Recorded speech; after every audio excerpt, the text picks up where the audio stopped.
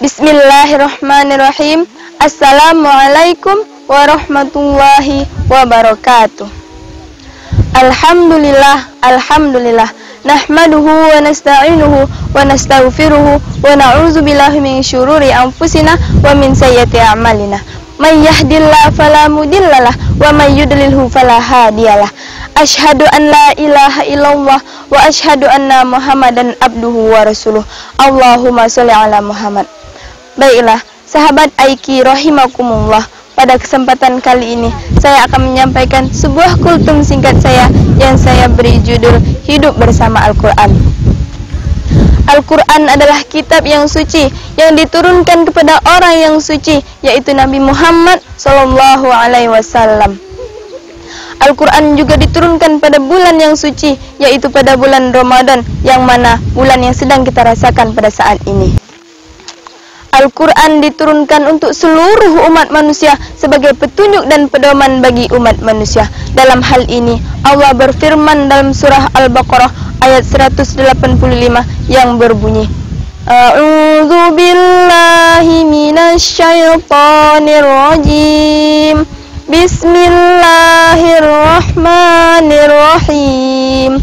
Syahrul Ramadan alladzi unzila fihil Qur'anu hudan linnas wa bayyinatin minal huda wal furqan, yang artinya bulan Ramadan adalah bulan di dalamnya diturunkan Al-Quran sebagai petunjuk bagi seluruh manusia dan penjelasan mengenai petunjuk itu dan sebagai pedoman dan sebagai pembeda antara yang hak dan yang batil. Al-Quran merupakan ibadah yang paling utama yang di dalamnya memiliki keutamaan. Jadi tidak heran lagi jika umat Islam berlomba-lomba dalam membaca Al-Quran, mengamalkan Al-Quran dan mengajarkan Al-Quran. Seperti pada bulan suci Ramadan ini, kita dianjurkan untuk memperbanyak membaca Al-Quran.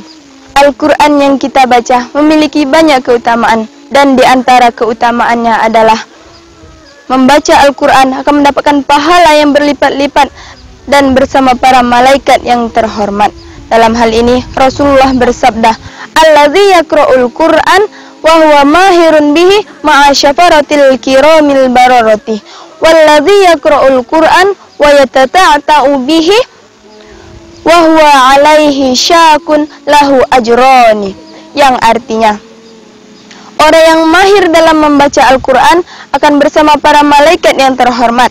Sedangkan orang yang terbata-bata dalam membaca Al-Quran dan memiliki kesulitan dalam membaca Al-Quran, maka baginya 2 pahala. Al-Quran merupakan bacaan yang terbaik dan termulia, yang menjadi penghibur hati di saat kita sedih, yang menjadi penguat jiwa di saat kita lemah, dan menjadi rasa syukur kita kepada Allah Subhanahu wa taala di saat kita bahagia. Dalam hal ini Allah berfirman dalam surah Al-Isra yang berbunyi, wa nunazzilu minal Qur'ani ma huwa syifaa'un wa rahmatun lil mu'minin, yang artinya dan kami turunkan Al-Quran sebagai obat penawar dan rahmat dan kasih sayang bagi orang yang beriman. Sahabat Aiki rahimakumullah, kita membaca Al-Quran, mengamalkan Al-Quran akan menjadikan kita jauh dari kesesatan, yang pada hal ini Allah berfirman lagi dalam surah Toha yang berbunyi, fa imma ya'tiyannakum minni hudan faman tabi'a huda fala tadillu wa la yashqa, yang artinya dan jika telah datang kepadamu petunjuk dariku, dan ketahuilah, barang siapa yang mengikuti petunjukku, maka dia tidak akan tersesat dan tidak akan celaka. Dan kemudian, rumah orang yang dibacakan Al-Quran akan menjadi bercahaya, sangat berbeda dengan rumah yang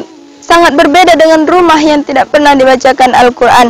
Perumpamaan rumah yang pernah dibacakan Al-Quran dan rumah yang tidak pernah dibacakan Al-Quran adalah seperti orang hidup dan orang yang mati. Kemudian yang terakhir, membaca Al-Quran akan menjadi syafaat kita di hari akhir nanti.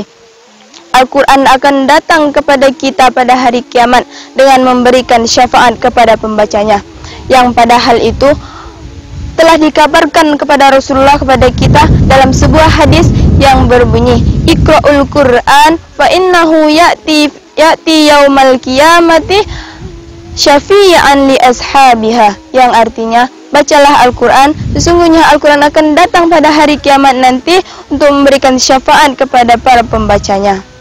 Sahabat Aiki rahimakumullah, maka tidak ada alasan lagi untuk tidak membaca Al-Quran, untuk tidak mempelajari Al-Quran, karena kita sudah tahu betapa banyak keutamaan yang ada di dalam Al-Quran, betapa banyak yang bisa kita ambil dari manfaat dari Al-Quran.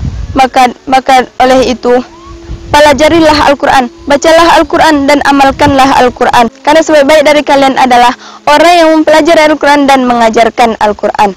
Dalam hal itu, Rasulullah bersabda, khairukum man ta'allamal Qur'an wa 'allamahu. Sebaik-baik di antara kalian adalah orang yang baca Al-Quran dan mengamalkannya. Ketahuilah, hidup bersama Al-Quran itu akan selalu indah. Janganlah kamu ragukan lagi apa yang ada dalam Al-Quran, karena semuanya merupakan kebenaran yang datang dari Allah Subhanahu wa taala. Mungkin cukup di sini kultum singkat yang dapat saya sampaikan. Lebih dan kurangnya saya mohon maaf. Pada Allah saya mohon ampun. Wabillahi taufiq wal hidayah. Wassalamualaikum warahmatullahi wabarakatuh.